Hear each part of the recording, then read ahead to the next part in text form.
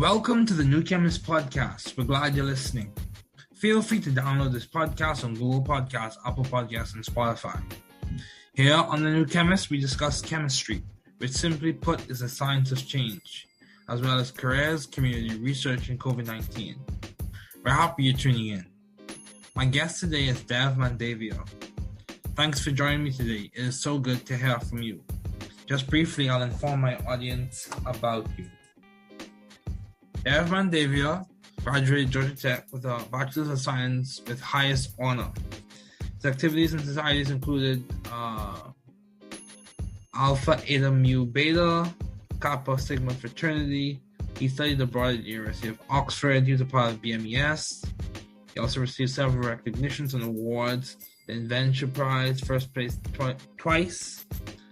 He also received the People's Choice Awards with the team that he worked with. The ACC Inventure Prize, he was a finalist twice. Received the People's Choice Awards. He was also part of CreateX Startup Launch Accelerator 3 times. He was a National Inventors Hall of Fame CIC finalist. NBIB VentureWell debut, challenge 3rd place.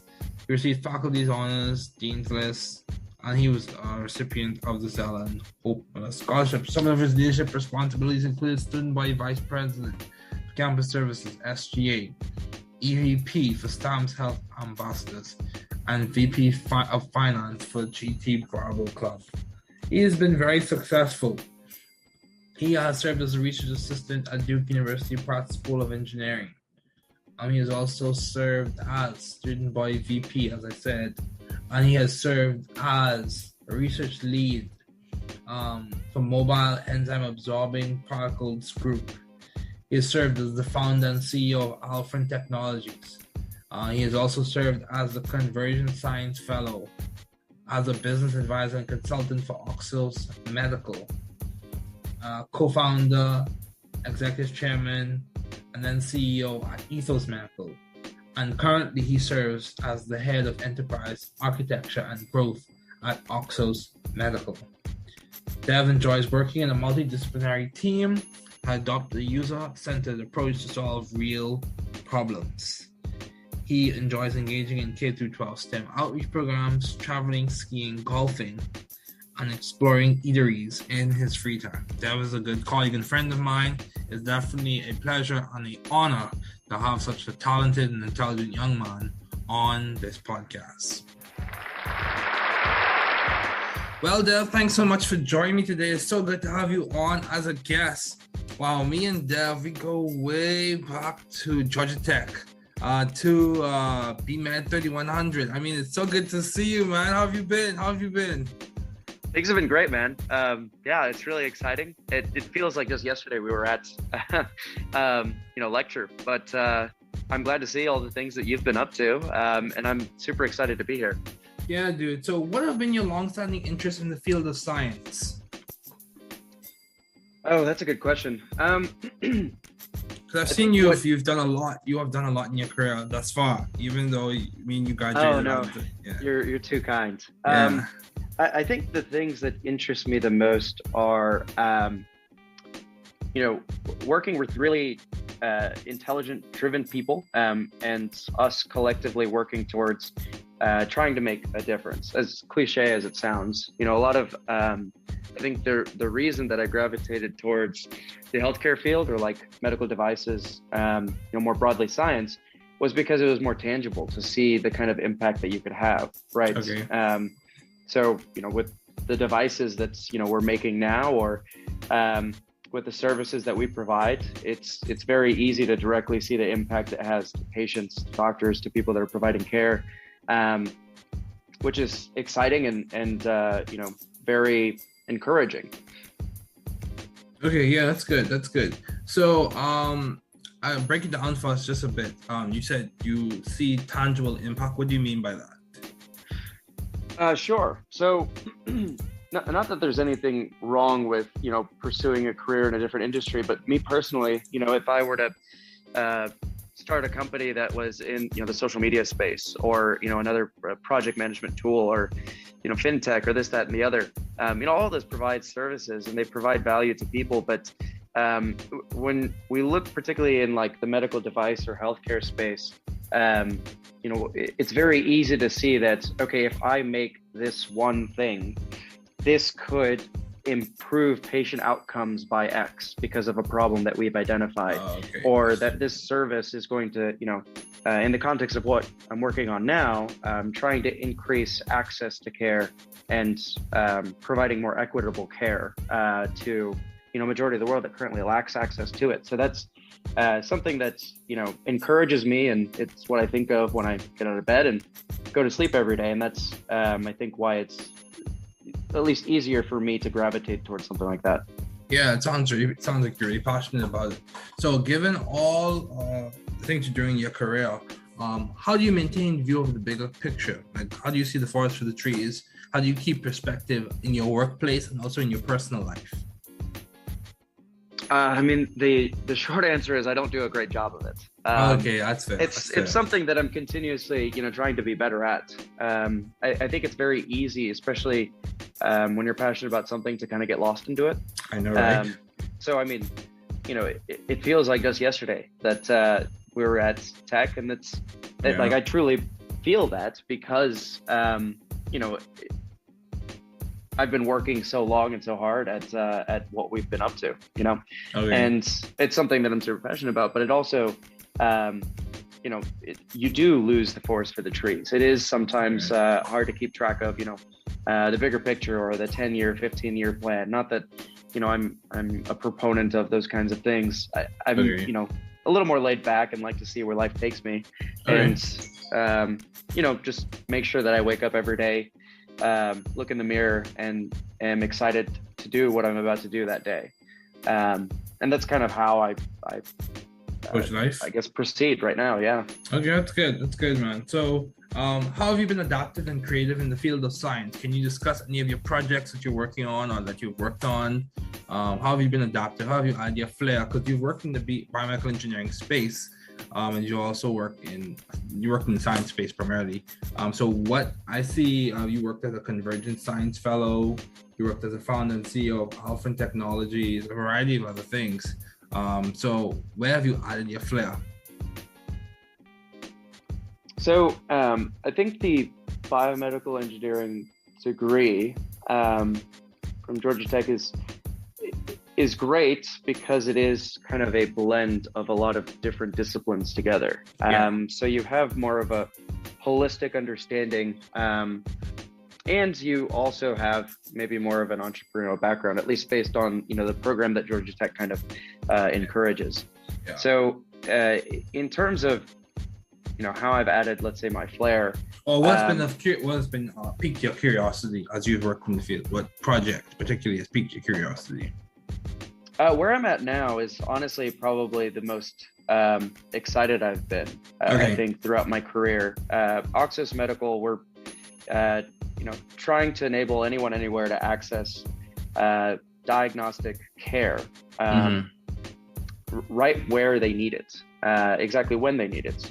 So, we want to bring radiologic imaging safely to the point of care, especially for the majority of the world that currently lacks access to, diagnostic imaging as a whole, but also any subsequent care that's associated with it.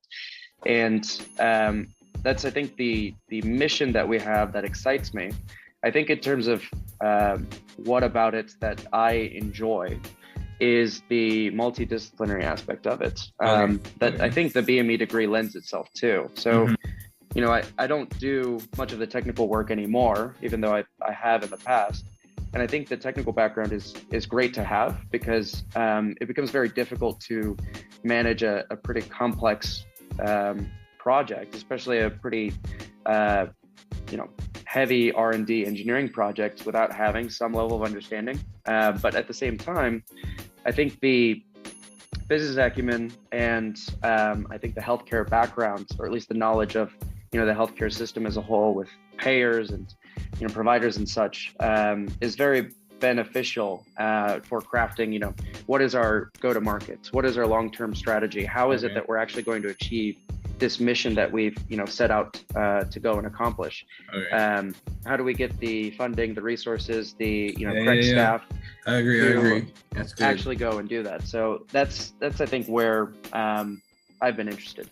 Okay, good. So along the same lines, how long is it for the project that you've worked on? Has it been a long time for them to go to market, or are you still in that process right now, or have some gone to the market already? Yeah, so the first version of our product was more a limited market release. We got FDA clearance for it last year, and it was a way to gauge product market fit, market demand, and get feedback on what would eventually lead to our commercial scale version, which we're expecting to have FDA clearance for later this year, and enter the US market, and then closely after the international market with. So I would say, in terms of the life cycle of kind of a startup company, still in the early stage, still really exciting, still the point where everyone's wearing a lot of different hats, and things are changing pretty quickly.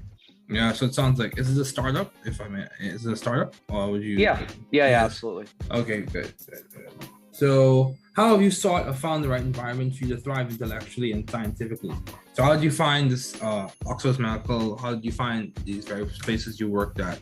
What process did you go through in your mind or in your life, or to find these places? How do you think through your decisions?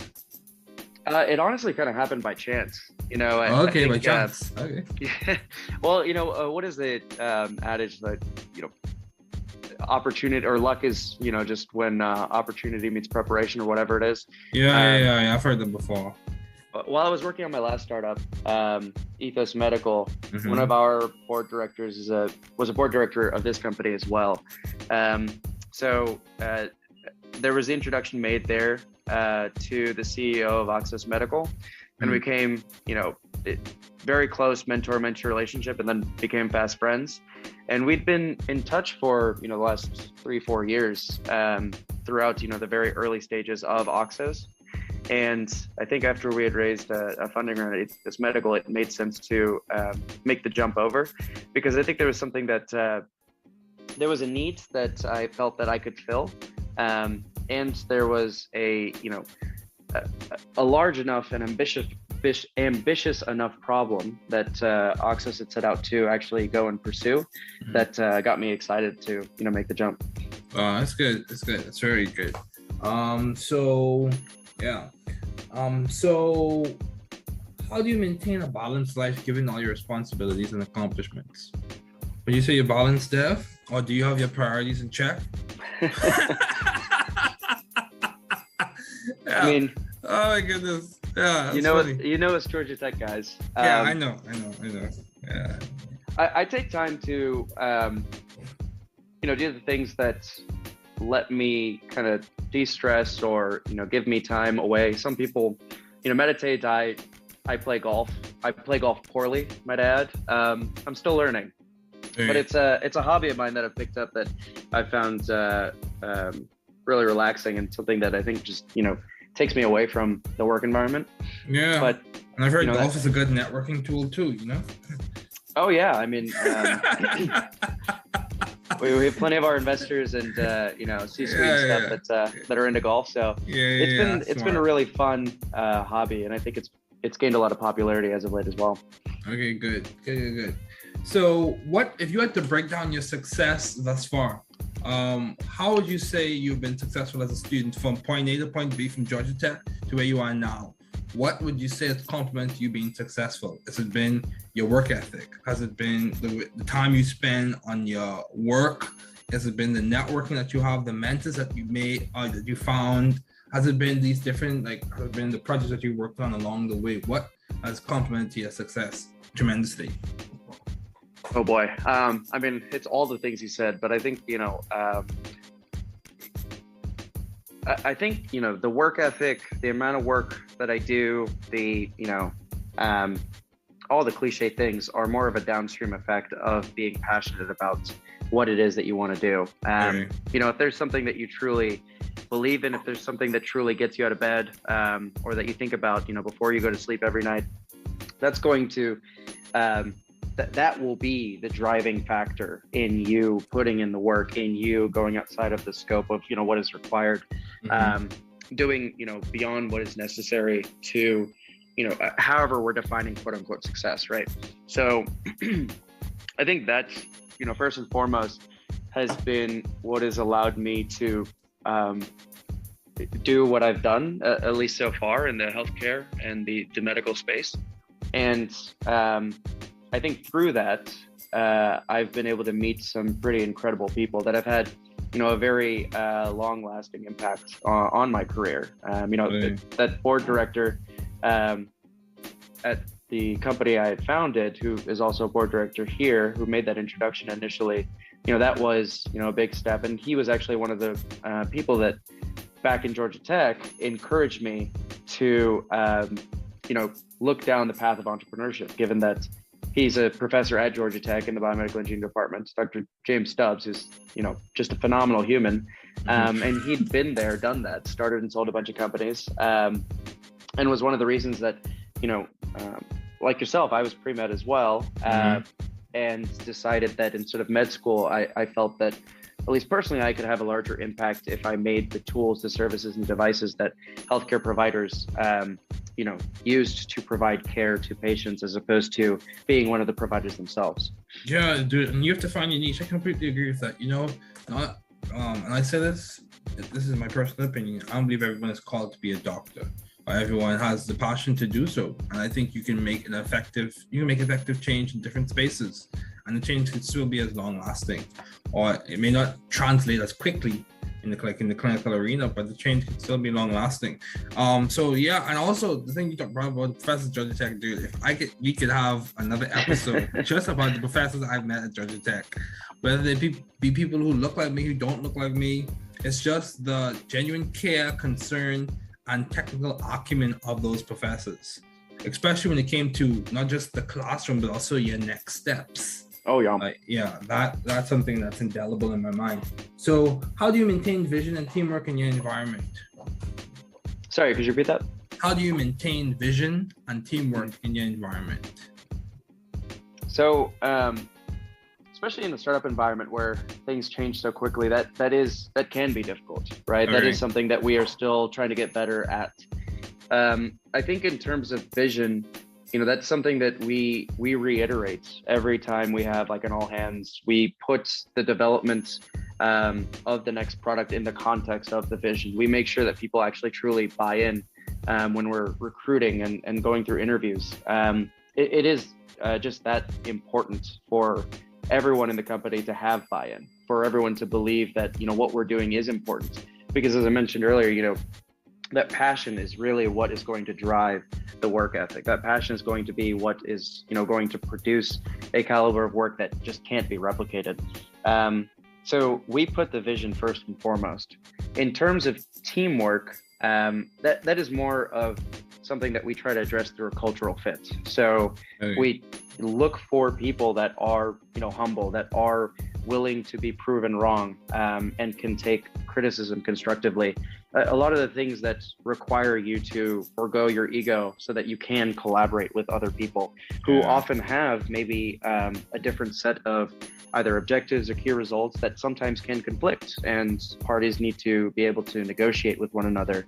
And it becomes easier when you frame everything in the context of that vision. If everyone's steering in the same direction, that teamwork aspect becomes much simpler. You can put things in the context of the vision as opposed to in the context of what individuals believe is right or true. So I think they go hand in hand. Yeah, that's good. Yeah, I like what you said. You said if everyone's steering in the right direction, I think that allows for more precision in terms of company objectives and company goals, fulfilling those goals.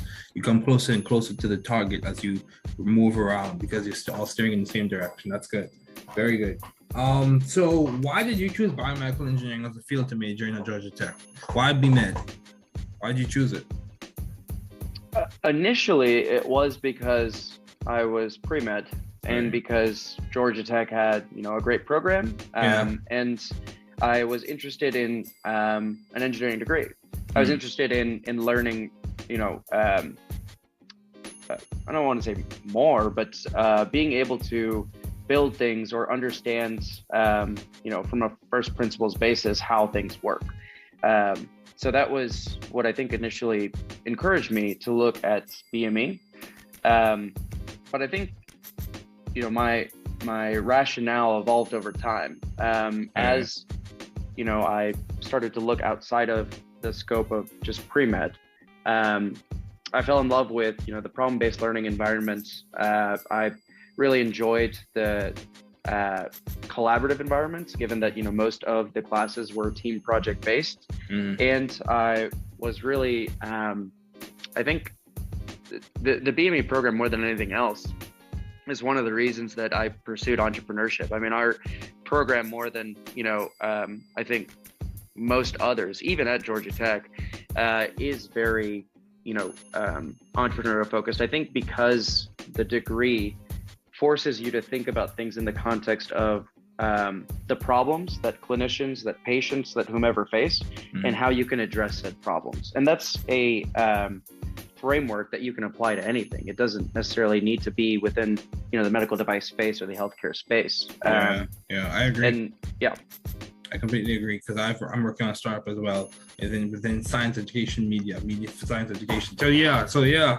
Oh, heck yeah. Yeah. So, and that startup is doing rather well. So my question to you is, how have you been resilient in COVID? During COVID-19, I hope we're nearing the end of this, from what it seems globally. I hope we're nearing the end of this pandemic. How have you been resilient? Or what complemented to you being resilient? So I think we didn't feel, or at least I personally didn't feel, the effects of COVID as strongly, primarily because, there were instances where, it was necessary for us to continue to go into like hospitals, obviously with the proper safety precautions and such, but, we were necessary workers. We were creating, a hardware product, and that can't be done virtually. So we had to creatively think of ways in which we could continue operation while still ensuring that, everything was safe, and that, we were going above and beyond to make sure that we weren't putting anyone at, unnecessary risk. So for the most part, after we had figured that out and put those pieces in place, operation kind of proceeded as normal. Sure, there were maybe some additional steps like, the space in between all of us, barriers, masks, this, that, and the other. But we were still, at least after an initial lull, coming back into the office, we were still, collaborating on the project as we have been. And even though some of the team was now more distributed, since we have a pretty strong and pretty large software team, we're already pretty used to working with a distributor or remote team anyway. It kind of forced us to be more proactive in our processes and how we, risk mitigated our operations for the future, which I think was helpful. But in terms of, personal resiliency, I think one of the things that's been very difficult for a lot of people during COVID is not being able to see a lot of people. We as humans are very social creatures. Yeah, absolutely. And, I don't think I personally felt that to as great an extent as maybe some other people. Okay. Well, I appreciate you sharing that. So, if someone listens to this episode, or when people listen to this episode, and they see your career and they look at your profile on LinkedIn and just like, this dude's amazing, how can I be like him? So what would be your advice to those wanting to be like you, or wanting to pursue the field that you are currently working in? What's the advice to them? For people that are interested in the field I'm in, I think a passion for the field, you'll notice a trend in some of my responses, is pretty important. I think that'll drive a lot of the work ethic and the decisions that you'll make that will be career defining. So that, I think, first and foremost, if it is something that you truly are passionate about, is something that you want to pursue, you empathize and believe in, creating devices, tools, services, what have you, that help anyone affected by healthcare or medicine, it's something that should come naturally. And if it doesn't, that's not to say that it's not for you. There are definitely a lot of different aspects of, similar to what you were saying earlier, there are definitely a lot of different ways that people can create an impact. So finding out what it is that you're passionate about or what drives you I think is going to be what allows you to set yourself apart from your peers. And I think in college, that is a large part of what you're doing. It's not just taking classes so that you can learn and retain content. A lot of it is to better understand yourself and better understand what it is that you're passionate about and want to pursue in the future. So for anyone out there listening, I mean, figure out, it doesn't matter really how old you are, or whether you're in college before or after, what have you. Ask yourself what it is that gets you excited. What is it that you're passionate about? And then do whatever it is that lets you maintain that level of excitement, career-wise, personally, what have you. Yeah, self-discovery. Yeah, that's very important, dude. You have to know yourself to grow yourself, and also to help with change. So, what has been some of the most beneficial advice you have received, Dev? Like either from your parents, your mentors, what has been some of the most beneficial advice you received? Oh, that's a good question. What replays in your mind on hard days, or when you have really exciting times that kind of brings you back down to earth? So one of the things that I think has been helpful is I don't remember who exactly told me or where I read this, but to be inflexible in your vision and what it is that you're trying to achieve long term, but very flexible in how you get there.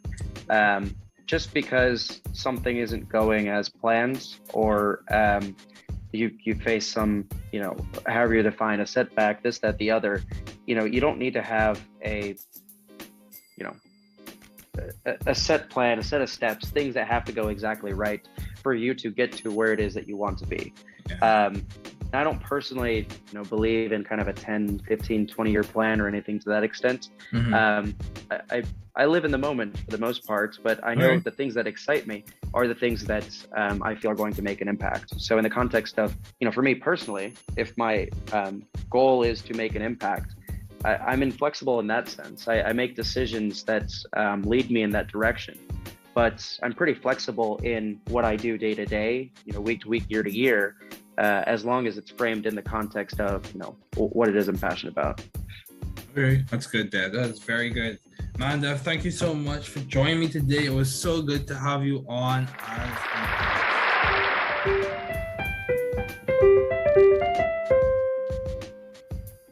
Thanks for listening. We're glad you were able to tune into this podcast. Once again, this is The New Chemist, where we discuss chemistry, which simply put is the science of change, as well as the other sciences, careers, community, research, and COVID-19.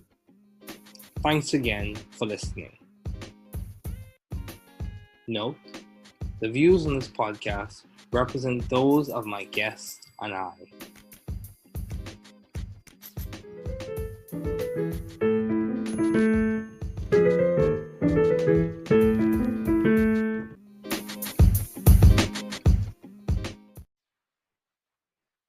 Thanks for listening. We're glad you were able to tune into this podcast. Once again, this is The New Chemist, where we discuss chemistry, which simply put is the science of change, as well as the other sciences, careers, community, research, and COVID-19. Thanks again for listening. Note, the views on this podcast represent those of my guests and I.